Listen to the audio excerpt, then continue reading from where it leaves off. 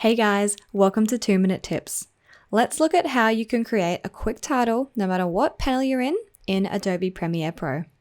Instead of having to navigate over to your graphics panel, hitting the title tool and writing your title from there, you can, from any panel, hover where you want your title to be, hit T on your keyboard, and that will bring up your text tool where you can write your title.